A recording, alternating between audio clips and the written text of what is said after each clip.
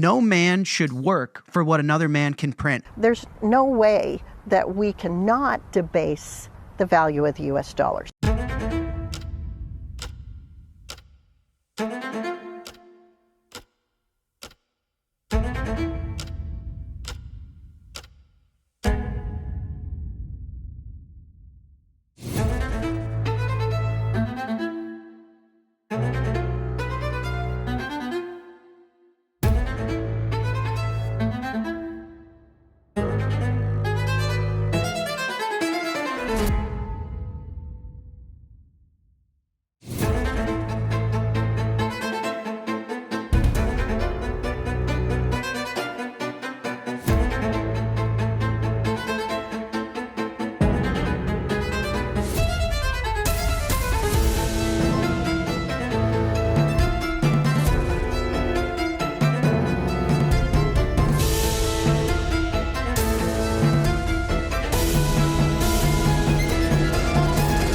So what's the half-life of the money? How long does it take for the money to lose half its economic energy?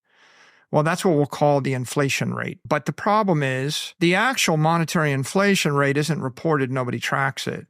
So if you actually have $1 million of capital and you invest it in the dollar and you hold it there for 100 years, the dollar supply increases 7% a year on average over 100 years, which means that your capital loses half its value every 10 years. And over the course of 100 years, you're cut in half 10 times, which means that you start with $1 million and you end up losing 99.9% of the $1 million.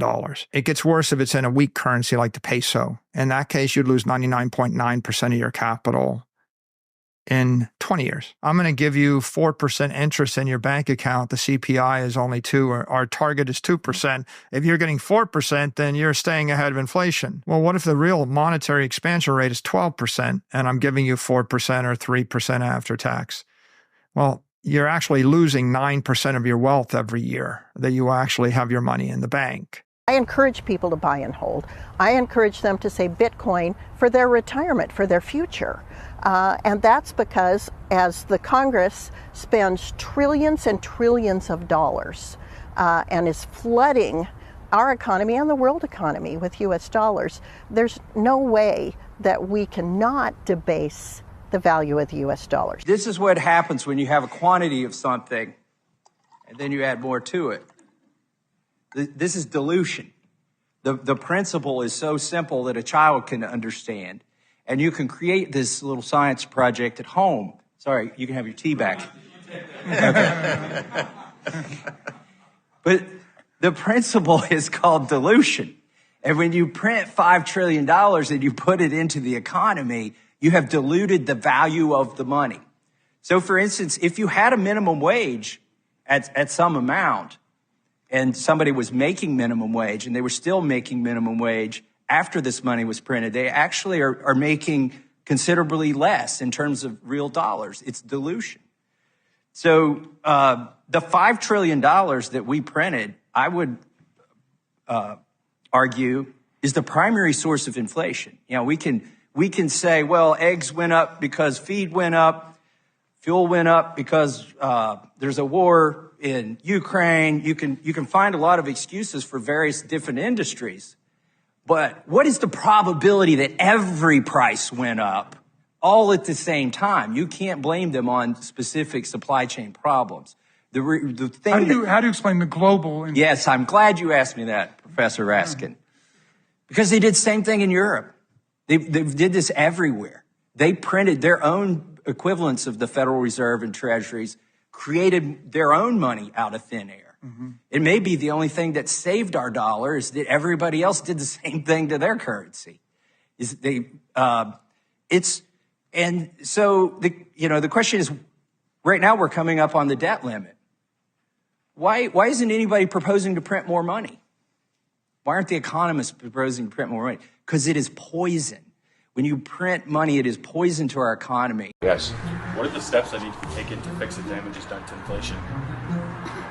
First and foremost, stop the overspending. Inflation, high taxes, deficits, high interest rates are all symptoms. The disease is overspending. When governments spend too much money, there's only three ways to get it. One is to raise your taxes. The other is to borrow, which means that they'll tax you more later on. And the third way is to print money.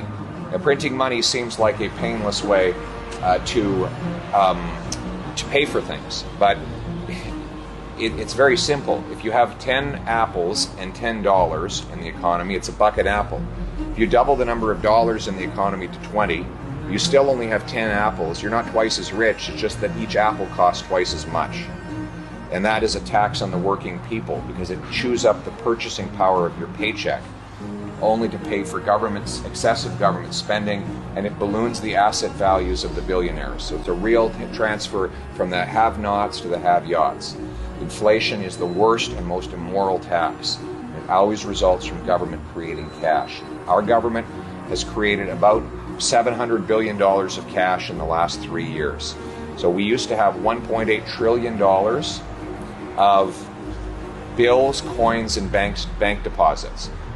That was about 3-4 years ago. Now it's up to 2.5 trillion. So that's extra cash, but the economy has only grown by 4%. So the real things in the economy have only grown by 4%. The cash has grown by 40. So the money supply is growing 10 times faster than the stuff money buys, which creates a bidding war, and that's what's driving up inflation. We have to cap government spending with a dollar-for-dollar law that requires my ministers find $1 of savings for every new dollar of spending, so that they go into their departments, find the waste and mismanagement. They want to spend more here, they have to spend less there, or get a bargain here and there to bring both under budget. Then and only then will we stop the money printing, borrowing, and overtaxation and wrestle inflation to the ground. We live in a society where everyone is a speculator, whether you know it or not. The money that you are forced to use with the threat of violence by your government, meaning the dollar, the euro, the pound, that money is losing value actively every single day. So it's not enough to just be a doctor. It's not enough to just be a teacher. It's not enough just to be a musician. You have to be a doctor and a speculator. You have to teach children and understand Japanese central bank monetary policy. You have to create art and music and actively manage a stock portfolio.